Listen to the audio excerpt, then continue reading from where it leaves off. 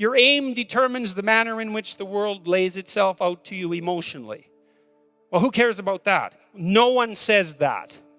The argument stops there because no one, especially no one who's been seriously hurt or seriously depressed, like in pain, no one ever says, oh, well, who cares about that? Because if you can say that about your pain, all that means is you actually haven't been in pain.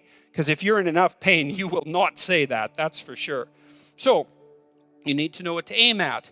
Now, you aim at something, you've got a goal, and then you see that you're making progress towards the goal. That's a good thing. That makes you happy. It actually, technically, there's a system, dopamine system, neurochemical system, and it tells you that you're moving forward in the manner that you should be according to the dictates of your plan. Doesn't necessarily tell you whether you have a good plan. That's a more complicated problem, because who knows if you have a good plan. But one thing that you could know is that a plan is better than no plan. That's a really useful thing to know, especially if you're kind of drifting. It's like, well, I'm going to find myself. It's like, no, just pick something and move towards it.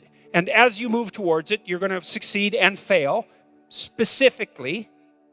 And then you're going to learn something about success specifically, and you're going to learn something about failure specifically. And then you can learn what you use to fix your plan. So a stupid plan is way better than no plan. And you're likely to have a stupid plan, or at least to be able to make one. So that's good news for everybody. You can make a stupid plan. And so I would say, make a stupid plan and then implement it. Not any stupider than it has to be. You know, you could think about it a little bit, but then implement it and have your successes and failures along the way and learn from them. And then you can rejig the goal. You can move the target. That's fine. That's part of the game. It doesn't have to be fixed. It's a movable target. And maybe what you're trying to do is to move the target to an ever better place. And you're trying to move the target towards something like an ultimate ideal. You're trying to find out what that ultimate ideal is. And part of the way you figure that out is by moving towards a target and by learning about success and failure along the way, because then you can inform yourself with regards to what might constitute a reasonable aim. And so that's the reason to go out in the world and make some mistakes, you know? And then you're going to. It's okay to make the mistakes. It's not so okay not to learn from them, because then you make the mistakes again. That seems pointless. You could tell much about a man's character by how much truth he could tolerate, which is very interesting. You know, there's an idea in the great Western tradition that the truth is the way and the path of life, and that no one comes to the Father except through the truth.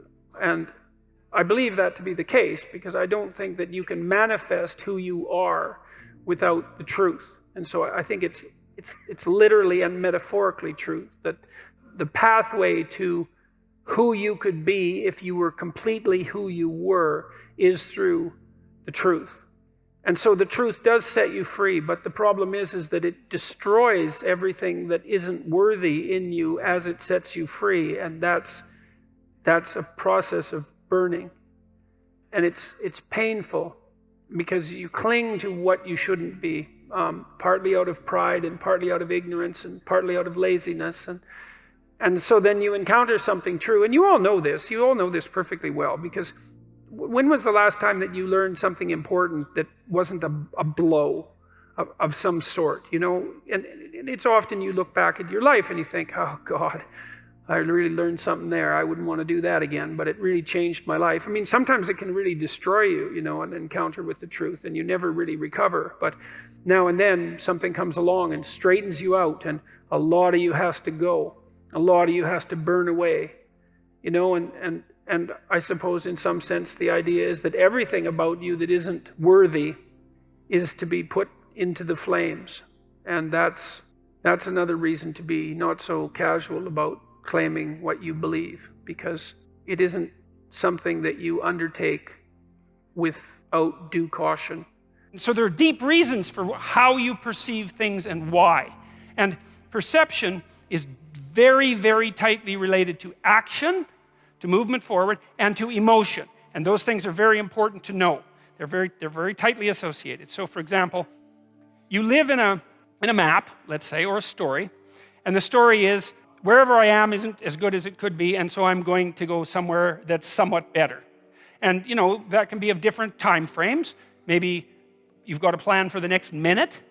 You're hungry, and so you want to go somewhere to eat, or maybe it could be for the next hour, or the next week, or the next day, or the next year, or whatever. But basically what you're trying to do is take where you are, point A, and make it better, point B. And so you're always somewhere that isn't quite as good as it should be, and you're always going somewhere that's somewhat better. At least that's the hope. Unless things have gone wrong, and you feel, God, it's nothing but downhill from here on in. And that's not good. You don't want that. That's a pathological condition. So, and it's kind of unfortunate in some sense because it means you can't be satisfied with what you've got. But how the hell can you be satisfied with what you've got? Because you've got problems coming your way. Even if everything's okay right now, which it probably isn't, but even if it was, that doesn't mean everything's going to be okay tomorrow or next week or next year or 5 years from now, right? You've got the future to take care of and your future self, and you've got your family to take care of, and maybe you've got your community to take care of. So you've got some problems. And so the way things are isn't good enough. And so you're going to fix them a bit. And so then you fix them across different levels of resolution. And you do this technically in this manner. So you identify where you are. One thing you might think about is if you're mixed up, one of the problems you might have is that you don't know where you are. Lots of times people have to go to therapy or talk for a long time to someone to find out where they are, because your experience might have scattered you everywhere, and you feel that you've come apart at the seams, right? That things have fallen apart around you, that you're in chaos. You don't know where you are, and so then you're in trouble, because how the hell are you going to plot a course forward into the future if you don't know where you are? And so maybe you have to bring yourself up to date. The proper route forward for the redemption of the individual and for mankind as a whole is as a consequence of the redemption of each individual. And I truly believe that. And I believe that that occurs as a consequence of adherence to the truth and courage in the face of being. That's rule one, right? To stand up straight with your shoulders back, is to take on the onslaught and to enter the contentious ring and to do more than your best, because your best isn't enough. Because your best isn't as good as you could be. You have to push yourself past that. And that's, as far as I can tell, where you find what you need in life. You find the meaning that sustains you in life, and you find the patterns of action that redeem the world, both at the same time. Life is a very difficult business. It's fatal, and it's full of suffering, and it's full of betrayal and malevolence. There's nothing about it that's trivial. It's all profound. And in order to find your way through all of that capacity for hellish experience, let's say, you need to develop a relationship with something that's profound. And you can. You have that capacity. And what could be more profound than the truth? And what would you rather have on your side? And you might say, well, that's obvious, and of course everyone should do that. And then you need to know why you don't. And the answer is, well, the burns are still healing. It's like, well, there's no shortage of dead wood to burn off. And there's no shortage of pain when the dead wood burns off. And that's what makes people afraid of the truth. And so, what's the decision that you make? You decide to believe. It's a risk, an existential risk. It's an act of faith. You believe that the truth can set you free. You believe that people have an intrinsic divinity about their soul. You decide that you're going to live in that manner, and that you're going to let everything about yourself that isn't worthy of that goal die. And that might be almost everything that you are. Say you've got a 3-year-old kid and their room is chaos, right? There's monsters are going to be coming out under the bed in no time flat, unless that room gets some order in it. And so you tell the kid, clean up the room. It's a mess. And you leave and you come back and the kid's like throwing Legos everywhere. They're not cleaning up. And then you think, that's a bad kid. Well, that's a bad theory, because If you want to have a good fight with someone and destroy them, then that's what you do. You don't bother with the subtleties down here. You just go right for the jugular. It's like you're a bad, stupid kid. You've always been that way. You're hopeless. There's not a chance of teaching you anything, right? And that way you can nail the past, the present, and the future all in the same insult. You've always been a terrible person. There's no teaching you, and your future's going to be exactly the same way. Then the only thing the person can do, if you do that to them, is hit you. Because that's it. There's no coming back from that. You've boxed them completely in. So if you want to have a really unproductive argument, you go right for this. Past, present, and future, you're not a good person. Demolish their entire conceptual structure and expose them completely naked to chaos. It's like, great, you won the argument. It's a minor bit of chaos, because that's what happens when your perceptual set, the structure that you're using to organize the world, the plan through which you're viewing the complexity of the world, reveals an inadequacy, then that destabilizes your emotions. You need to be going somewhere, and there needs to be a pathway in order for you to feel good. The other thing to know is that if that plan is untenable or becomes destabilized, then what happens is you become flooded with negative emotion.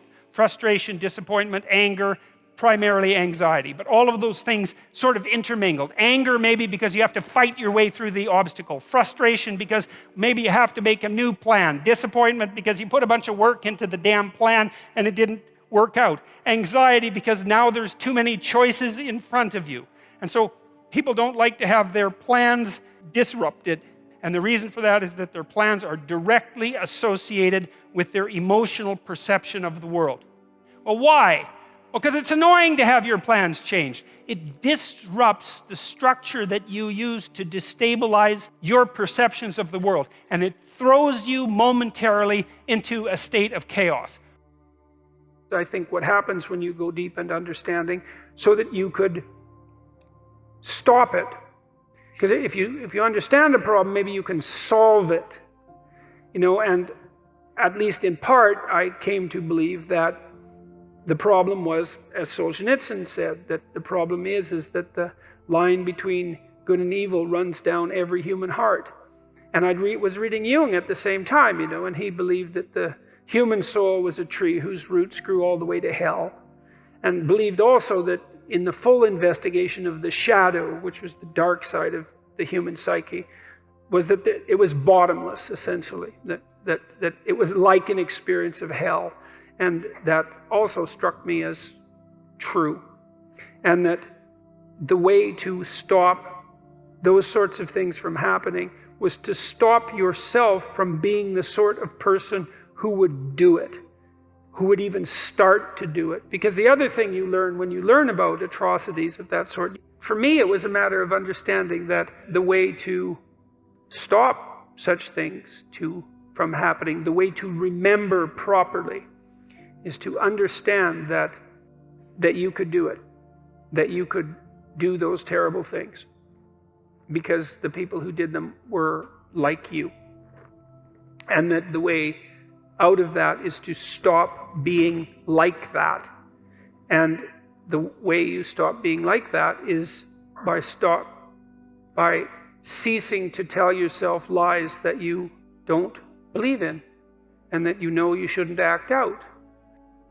If you're obsessed by memories of the past, more than 18 months old, and most of those are negative, so anxiety-provoking most often, then there's a lot of you that's stuck in the past. And what that means is you didn't map the territory well enough, and the parts of your brain that are alarm systems, anxiety systems, are saying, no, there's holes in the way you're looking at the world. There's holes in the way that you're looking in the world. And you fell in them once, and you don't know where they are, and you don't know how to fill them, and you don't know how to walk around them, and so you can't forget them, you can't forget them, you can't forget them, you can't forget them. So you have recurring nightmares, for example, are a good example of that sort of thing happening. But in any case, if you have memories like that, you remember them, they make you feel anxious and negative, you're stuck back there. Your body is still reacting as if there's an emergency that could happen again that you haven't fixed. And it doesn't matter if it was your fault, that's irrelevant, because the alarm system doesn't care. Like, when your smoke detector goes off, it isn't relevant whether it was your fault. The smoke detector just says, house is on fire. And that's a bad thing. And your anxiety systems are like that. If they're tagging old memories with anxiety, then you have to do something about it, or you will be tortured by those memories forever, because that's how the alarm system works. And so maybe you need to go back there and clean things up. You got to figure out, okay, well, how did this happen? What sort of role did I play? Even if it's a minor role, that doesn't matter, because the point is that you don't want to be put in the same vulnerable position again. So anything you can do to strengthen yourself is good. You know, and often if it's a really old memory, like maybe you were a child, you're not a child now, so you probably have a variety of techniques at hand that you could use to deal with a situation like that if it came up now. And so you have to update that part of your brain that still thinks you're 4. And lots of people have parts of them that are still stuck in some traumatic childhood experience. Here's a real powerful technique that you might want to think about, man, because this is worth knowing. Often when you have a family member or someone that you're interacting with and they make a mistake, then you call them out on their mistake. And it's pretty obvious when they make a mistake, because you're going along on a pathway together, and then there's a divergence from the pathway, and you notice that's negative emotion, and you say, you know, what the hell, what's going on? What you don't notice is all the time you're spending walking forward when it's going real well. And the reason for that is, what's going real well, so you mostly ignore it. But that's not so good. You got to wise up. So like if you're dealing with people in your own life, or yourself for that matter, and you notice that the person that you're with or are has done something that you would like to see repeated perhaps many times, you might want to point it out. Say, look, you know, I just saw you do this thing, and I'm really happy about that. You did a great job. I'm really happy about that. A little more of that would be wonderful, and just leave it be. And people are very thrilled about that, because and this is especially true of kids, they are looking for positive attention. They're looking for attention, period. That's their currency. They'll take negative attention if they can't get positive attention. But they really want positive attention. And what they really want is for someone to watch them and notice when they do something that makes them a good person, and then have that pointed out. It's like, good work, kid. Way to be. I saw what you did. Here's what it was. Good job. I'm sure you could do a bunch more of that. And then they're just thrilled that their action, their small child action, was important enough to draw your focused attention toward. That makes them glow. And the probability that will help them continue to act in those ways is extremely, extremely powerful.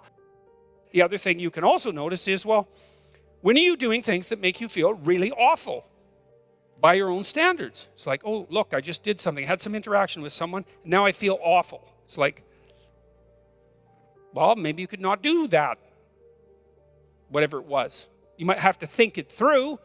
What were the routines that constituted that ill-advised set of actions? And maybe you're going to have to think really deeply about it, because God only knows how much of your personality structure is involved in that error. But if it made you wretched, it made you feel like life wasn't worth living, then that might be a hint that wasn't a good thing to do. And so then maybe you could start doing more of the things that make you engaged and less of the things that make you hate life.